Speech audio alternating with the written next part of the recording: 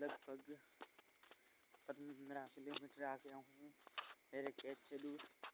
और मेरे घर वाले मेल थे वहाँ पे नगेदस्ती रखने के लिए, और मैं रात में जाता हूँ ब्लॉग बनाने के लिए।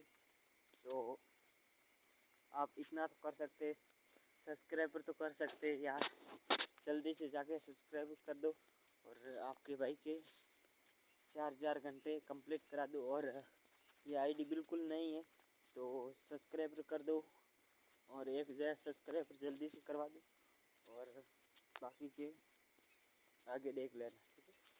तो हम चलते हैं अभी आगे। ये देख सकते हो यहाँ पर भी अभी तो खेत ही है, मिर्च है यहाँ पर भी, और यहाँ पर भी बहुत ठंडी है। मगर मेरे पास जैकेट एक,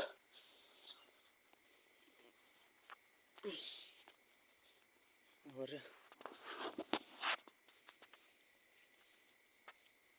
पानी नहीं आ रहा, देखता हूँ 1 सेकंड। पानी नहीं है,